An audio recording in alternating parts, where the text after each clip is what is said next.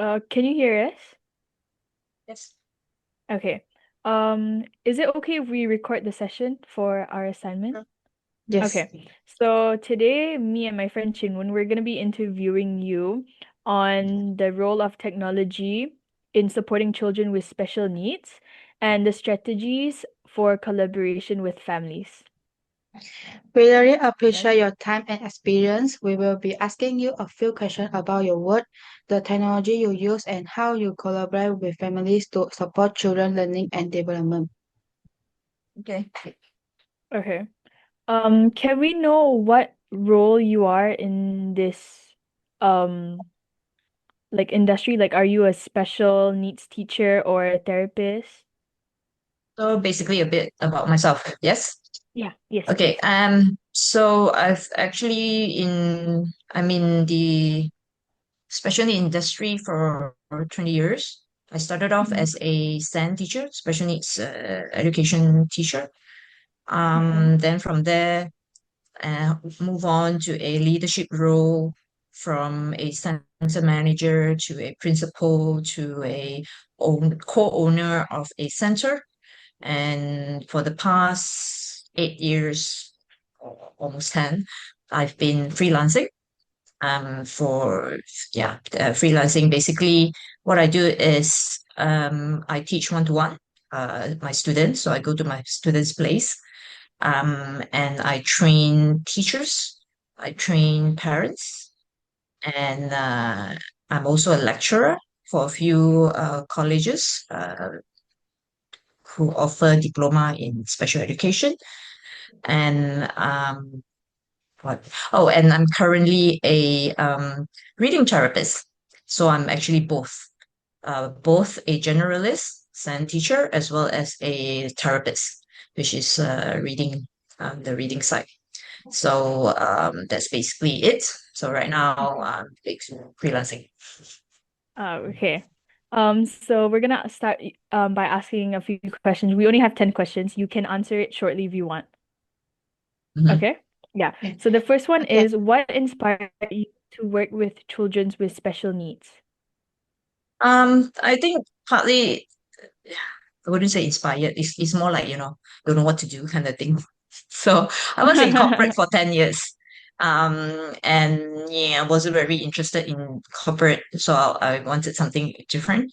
So that's when I took my second degree, which is a Bachelor of Psychology. That's when I was like, maybe I should work with somewhere in that line. So, and of course, coming from corporate, I mean, no offense to corporate or whatever, I didn't really want to work with adults. So I was like, so what's the best next thing? That would be children. And from there, also I start to analyze like, okay, with children, but there's so many enrichment, program and all that. And honestly, I'm not really interested in teaching academics. So that's when I thought that, special needs then, this was like 20 years ago. Special needs is like hardly anyone knows what it is. Even for us with Bachelor of Yeah. Psychology, it's like, okay, I read about it, but haven't really seen cases of children with special needs. So me being me, that's my personality. I always choose the road less traveled. So that's when I decided, hey, let's try it out. And so that's what happened. So went in and kind of I would say fell in love with it. Oh, Okay. that's nice. The second question is, what kind of technology tools do you currently use in your classroom to support children with special needs? Okay. Now the thing with special education, I know you all focus a lot on tools. The most of the Yeah. tools that we use are actually non-technological. So pretty much we all start with the more because these are children with special needs, especially like autism or any children in particular. I think the most important thing is really the bonding, not so much the tool. Of course, tools, again, we will move to technology maybe later when they're older or when they're ready. So to start off, we always start with the analog instead of the digital type. So for example, the one that I use quite a lot, which I'm actually using now with some of my teenage cases, are these PACS, picture exchange, PEC, picture exchange communication system. Right now, you can actually get it in application or app form. So that's what my teenager is now learning. But to do that, we actually have to start off with non-technology format first, because then they need to understand, okay, what to do, what's the step by step, how to get there. Then from there, then we move on to technology. I think the other thing why we don't, or rather for me, I don't straight away go into technology is a lot of our children already are quite lacking in terms of social emotional skills and communication skills. So technology, unfortunately, is not really going to help them in that area. I see. Okay, but you do use technology, just not for the younger ones? And again, depends. It's not about age. It really depends about on ability and the needs. Uh-huh. What are the Okay, needs? I see. You Yeah. know. Okay. The next question is, what challenges do you face when using technology with the special need children's? Like the cost, the Um, training, and like the children's attention span. Yes, that's why I say it really depends whether the child is ready or not to embrace technology. The pros of it is, these kids, they're all born into the technology world anyway. It's already embedded in their DNA, so they all know how to operate technology. The unfortunate thing is a lot of them, just like a lot of young people, regardless of whether they are typical or atypical, uses technology as an entertainment, not so much as a Mm. tool to help them, right? Yeah. So whether be it watching a lot of YouTube or watching a lot of stuff, and also sometimes parents also did not install the app that to stop them from going to certain links or certain websites. So Mm. like I say, the pros is our children already know how to operate them. And the thing is, when you introduce a technology, they actually learn quite fast. Yes. The concern is actually the application. They can learn Mhm. step by step. Okay, how to know from here, I do this, I do this. But the question is then how do you apply in the general setting? So that I would say that would be one of the challenges. And of course, the other challenges is for our children, how to get them to, instead of get hooked on the technology, to now put down technology and then connect with people, because that's the other challenge, because a lot of children now prefer technology than people anyway. Yeah. Okay. Okay. The next question is, in your experience, how does technology impact the emotional and social development of children with special needs? Yeah. So I think this is related to the question I previously Mhm. just asked. Yeah. A lot, yeah. Unfortunately, it depends again on how much are they, or rather, depends on the family's culture, because now most family uses technology as a second nanny, right? So again, you don't Mm. even, again, like I say, I don't want to just talk about, okay, I use the word atypical children, yeah, rather than special needs, because it's easier, first of all, Yeah. shorter. Okay, Okay. so atypical children and typical children. So, like I said, technology in this sense, I love, okay, don't get me wrong, I love technology personally. I love it. Mhm. Because it's again depending on whether you use it as an assistant or someone or something that can help you, or you are ruled by it. And of course, children being children, they wouldn't know, isn't it? If we do not set limit, we do not set boundary, they wouldn't know. To them, it's like, oh, there's something fun, there's something that I can relate to, or something that I get it all the time. So a lot of our children are basically more or less kind of addicted to it. Mhm. So, and that's once they're into that, and already, especially children with autism, society or surrounding is something that they're actually not aware of. So when sometimes when they're exposed to technology at a very young age without any boundaries, or very little boundaries, that's when the so-called, the autistic symptoms looks worse. Yeah, because like I said, Mm. autism, one of the weaknesses or one of the challenge of autism is actually social emotional skills. And to have that, you need people around you, not just something that you can learn from watching YouTube, or because then to them it's like, oh, it's just something I watch. It's not something that I Yeah. or apply to me or people around me. So it's a double-edged sword in that sense. Mm-hmm. I mean, on one hand, we want to make use of it more, but on the other hand, Yeah. it really depends on the needs of the kids and the different disorder. Okay.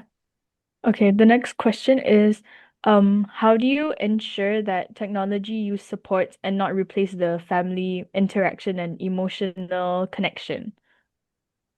Well, that one actually it has to do with a lot of parent workshop and training. Because Mm. again, like I said, Oh, our children are kids. Yes, yeah. whether they get access on how much they get access, it really depends on the adults, isn't it? Yeah. So yeah, Okay. there's nothing much I can. However, having said that, some of my children who are, again, like I said, depending on which level they are at. Yeah. I have this one case.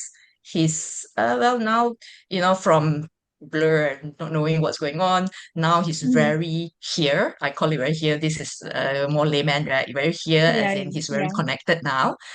Before that, he has sound, he has a bit of speech, but whatever he says is gibberish. It's basically pure gibberish. I have no idea what he's saying. That was 1 year Mm. plus ago. So through, of course, therapy, through working with the parents, 1 year later, he's he's speaking, and it makes sense. It's now actually a lot more fun because now there's two-way interaction. Before that, it's like just one way Mm. kind of thing. Now Yeah, it's yeah. two-way interaction. And that this young man of mine, when I say young man, it's basically a boy. He's I think 8 this year. Um, he's actually his whole world is technology. His whole world is just his phone. And he was so Mm. addicted, if you take it away, he'll go into a meltdown. Right. Oh. So right now that he's more here and and we are now quite close. So what I do is, because I do understand that the parents are very busy, in a Mm. way the parents really, need that in a sense to help out as they need the technology. So what I do Mm. now with him is, instead of parents, depend on the parents, I actually get him to or give him a structure, a timetable, or basically teaching him personal responsibility. So he take his own responsibility, and of course with that there'll be consequences if he does not, as in he will, because I will ask him after my class. He will be, he has a lot of free time. That's where technology comes in. So I set him down. We talk about options instead of, phone. What are the like other activities that he can do? So that is when, this, like I said, now after 1 year plus, he's able to, give me some options, like for example, Yeah. reading, or playing, play with what. So I'll be very specific, like play with what. So then he'll go, oh, Lego. Okay, good, Lego. And then what I do is I also become like the devil's advocate. So every option he gave me, I will, of course, I said, what if you don't have this anymore? Or what if you don't have Yeah. this, yeah. So then he start coming with lots and lots of ideas. So in the end, I think we ended up with about 7 or 8 options that he Oh. has. Yeah, so means if like anyone, you basically can choose anyone. So right now he enjoyed drawing, because I also bought him a drawing pad. Right, it's just to like encourage him. Mm. So he's enjoying drawing right Yeah, now, yeah. because with drawing, he's able to tell stories. In a way, kind of lead on to what he's working on, which is his speech, his reading, and Yeah. storytelling and all. So all these are helping him, and he's now, um again, like I said, a bit more in tune with his surrounding, because he's working very hard to Mhm. be accountable for himself, not to get addicted to the phone. Phone, yeah. Okay. Okay. The next Chinwen, you want question to ask the is, next question? In your opinion, what balance should teachers maintain between traditional hands-on learning and technology-based learning for children with special needs? Uh, Come again, your question, what's the first part? Okay. In your opinion, what balance should teachers maintain between traditional hands-on learning What balance? Yeah, uh Yeah, teacher what maintain balance? between traditional hands-on learning? traditional hands-on learning and technology, Yeah, Yes. correct. the balance. Yes, same. Yes. Yes. Okay. Again, personally, for me, I am more, how do you say, I prefer face to face because of the Mm. interaction, and again, this is based on human psychology, not Yeah. so much about technology in itself. But obviously, the advantage of technology is you can basically have a class anywhere, just like what we're having right now. There's in terms of distance, all that. In fact, I'll be working on we want to expand an online reading therapy so that we can reach out to more people or clients that is not in Klang Valley, right? Because right Mm. now, reading therapists, most of us are actually only in Klang Valley, so you don't have any others that is actually not around here. So, but I'm sure there's many. In fact, sometimes I do have inquiries like Johor, different states. So the other option is, of course, online. Mm-hmm. However, there is a prerequisite for online classes because these are children with special needs. Mm. So depends on their spectrum where they are, whether they are low function or high function.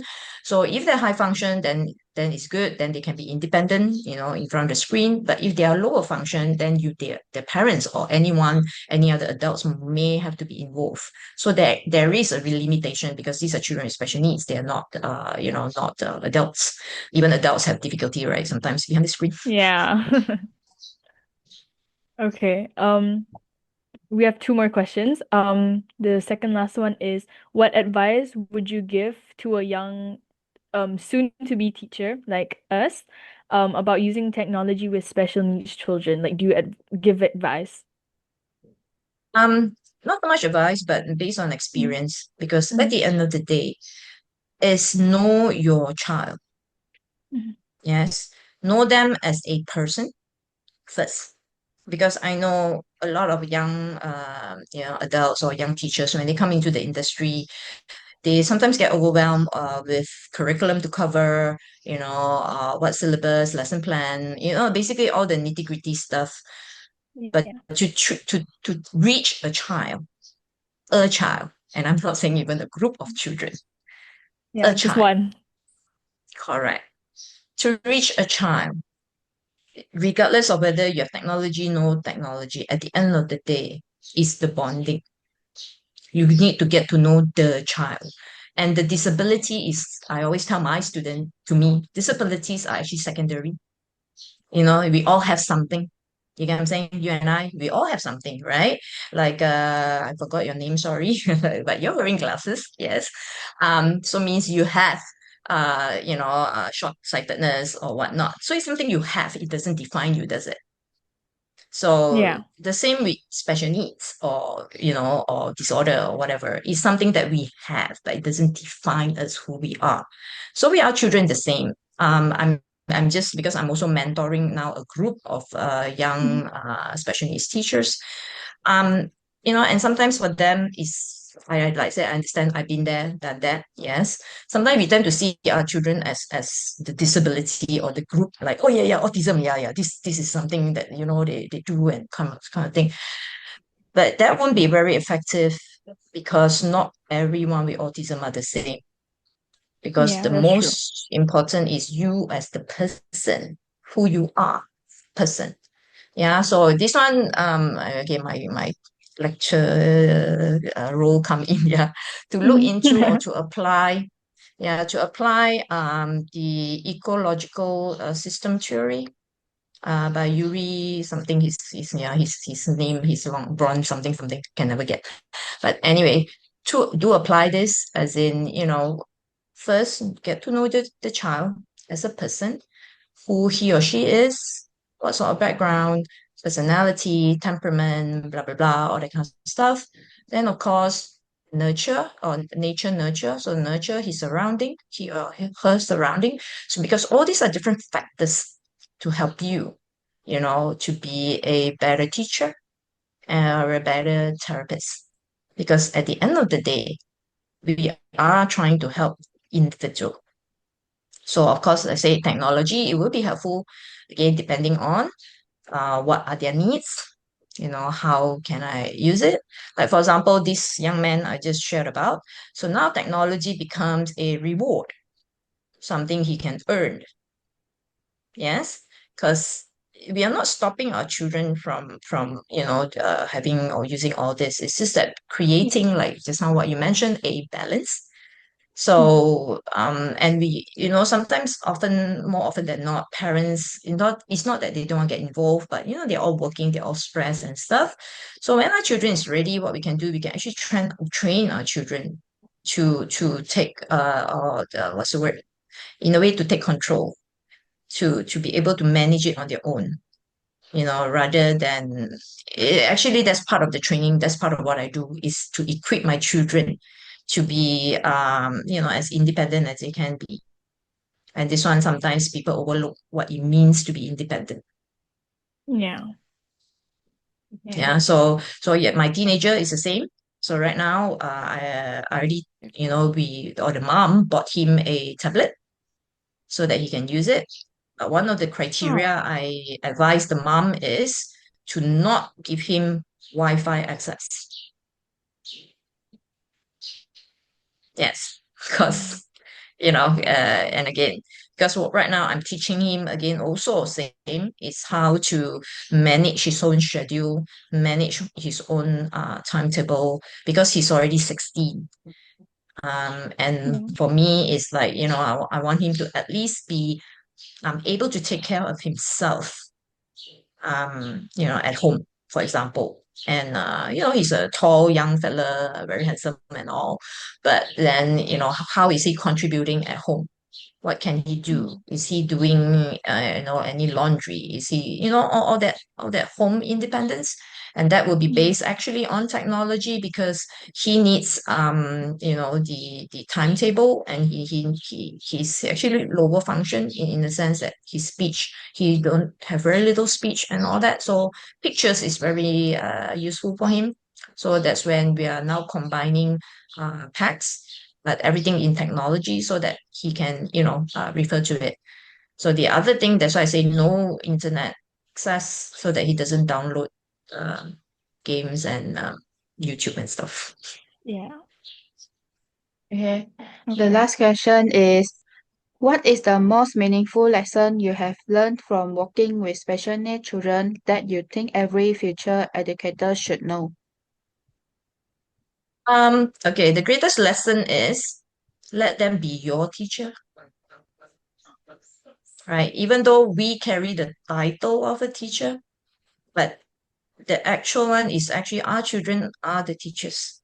They, of course, don't carry the title, but when I say why they are the teachers, it's for us as teachers or individual or working with typical children, or any children in particular, is to learn from them. Yes, just because we think that we are bigger in size, taller, and all that, right? We are no better. We may have more experience, or we may, because we are typical people, we may not, have the disorder. But it's really to then learn from them. All right. Personally, for me, I learned a lot. My very first case was my teacher, and the greatest ever, because that was 20 years ago. Like I said, hardly anyone know what special needs are. And worse is, I actually got the most, I would say, it is a very serious case, honestly, a very serious case. This young man, a boy, 5 years old, scrawny little guy, um, has very severe autism, severe. So means no speech. He has all the sensory issue. So therefore, he's always hurting himself. He bites. He bites. He basically, the whole hand here, they're all dead. Basically it's dead because he bites all the time. And of course, that time, even though I have 10 years of corporate experience, consider, older adult, honestly, I have no idea what to do. And I have no idea why he's like that. And I think he was a very, very difficult case. Um, Actually, he was also a case whereby I actually nearly gave up on the profession because I was with him for 3 months, and in 3 months time, and worse is very stressful because I don't only have to face him, I still have three other kids because it's EIP center. So I have actually a classroom of kids, and he was in it. So it was so tough. Basically, I spent my whole session with him and neglected the other three. Oh. Yes, because again, what can you do? You know what I'm saying? And Yeah. the time, like I said, 20 years ago, even my boss have no idea what to do. We basically have no idea what to do, right? So I and again with my own personality, I'm the type, like I say, the road less travel, I will not give up. I'm very tenacious. But even then, after 3 months, honestly, to me, it's like I always knew that it's never the children's issue. So it's me. I know it's me because I couldn't do anything. And so what? I have double degree, right? Honestly, to me, it's like they taught me how to identify as checklist, tick, tick, tick, tick. Oh yeah, this boy have autism for sure. It's very obvious, yes. But what the next thing is they didn't say that, okay, what to do? What are you going to do if you have cases? And every case is different. And so happened I got him, which is very serious. So what happened was, after 3 months, I wanted to resign because I felt Oh. so hopeless and helpless and useless, right? For the first time in my whole entire life, I felt really useless. And in that sense, it kind of also gave me the insight of how sometimes parents would feel. So that's when I actually told my boss, yeah, I think maybe I'm just not cut out for this. So, but my boss saw my passion. So what she did was she sent me to my very first workshop, which is actually occupational therapy. And I was like, whoa, it Oh. opened up my eyes to haha, because I learned about sensory, right? And during that workshop, I asked lots and lots of questions about this case of mine, trying to get some answer. And actually, I did, or rather, I came. Then after that, I came back, did whatever that the therapist basically recommended, and from there, my boy and we grow. And again, I learned so much from him, and from there, that is when I realized once we deal with their issue or their needs, whatever it is that they're dealing with, once we address that, I actually saw the real person, the real person.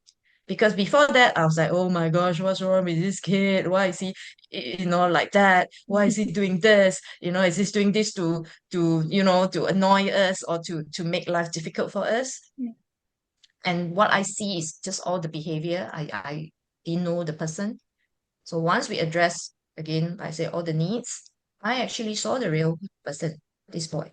He's actually very sweet, very helpful, very hardworking, and lots of sense of humor.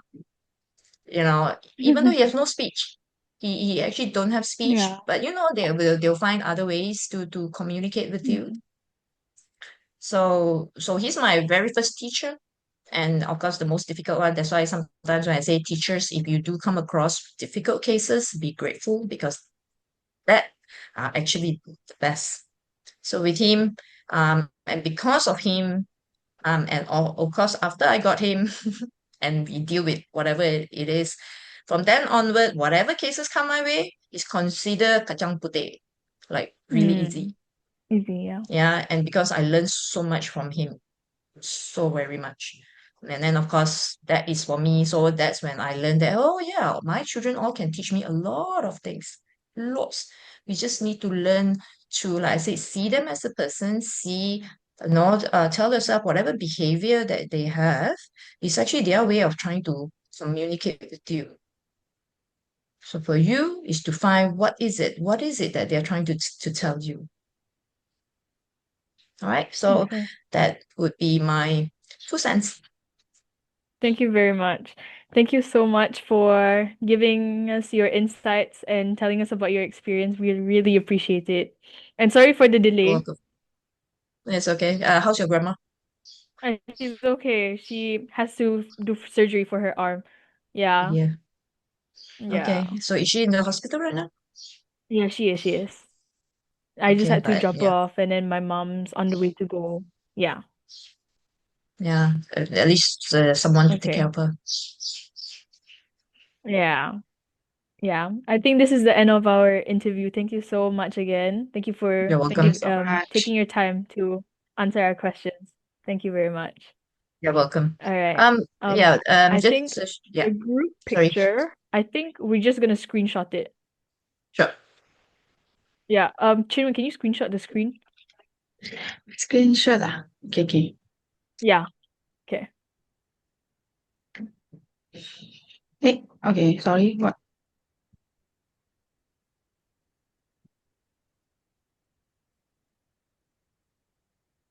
Ken? Okay. Right. Okay. Okay. Yes. So since you have taken, I just out of curiosity, what Yeah. are you taking? I mean, what is it a diploma in ECCE or Yes. Oh yeah. Yeah. Diploma in Early Child Education. Yeah. okay? All right. So what inspired you all to take that? Um, Me personally is because everyone in my family calls me the child whisperer, where they say, "Oh, all the child wants to go to you. You know how to take care of them." So from there, I was like, "Oh, maybe I should." And then in the future, maybe degree, I'm gonna focus more on psychology for the kids. Yeah. Yeah. Wonderful. Yeah, also to And like very like the children, so I think I can take this course. wonderful. Okay, since you're because that's what all my student will tell me also. Oh, either they're children whisperer or they like kids. Okay, this is just, it's not part of the interview, but Yeah, yeah. again from being a mentor. Yeah. Mm-hmm. Because that's what I'm doing right now is mentoring. Um, is yes, loving kids is very different from teaching kids or guiding kids. Yes, because that's what a lot of parents will say. Oh, yeah, I love my kids, all that kind of stuff. I do. I love my kids too. But I think there's actually a very fine line between loving and guiding. Because what we, or rather for me personally, what I see 20 years, all this, um, a lot of people get, like I say, confused. So when they say loving kids or liking kids, a lot of them don't set boundaries. Mm. So that's when children nowadays, no offense to your generation or the generation below, people are getting less and less polite, and Mm. and manners, or even the empathy, values of empathy, um, and um, and yeah. So and all these issues that we are all now talking about, and I see it a lot more now in younger kids. And partly, again, like I say I love technology, but partly is also technology that of course it's not the technology itself, it's not technology that's at fault, but it's more like the people who are using technology, or in this Mhm. case I would say abusing technology, because Yeah. technology is actually being abused right now, and people, like I say, a lot of people use it to either replace parenting, right? And also many people, I feel, are also not aware what parenting is anymore, right? They think that, oh yeah, I gave birth, so I make sure I meet all the Maslow's hierarchy, the bottom ones, and maybe second level and stuff, right? But parenting, what does it mean? You know what I'm saying? Because part of early childhood, as an early childhood teacher, that's also part of what you do is parenting. But what does it mean? What is parenting? So this is again my 2 cents. So hopefully when you all graduate and move into the industry, to also, maybe look into all this because like I said, once you get into the industry, you'll be bogged down with, like I said, a lot of paperwork, a lot of, getting syllabus done, trying to, adhere to whatever your management wants. I mean, basically all these are work. But what I'm sharing is because why I'm doing mentoring right now, I want to inspire the younger generation to actually now view um, teaching or view the profession in a different perspective.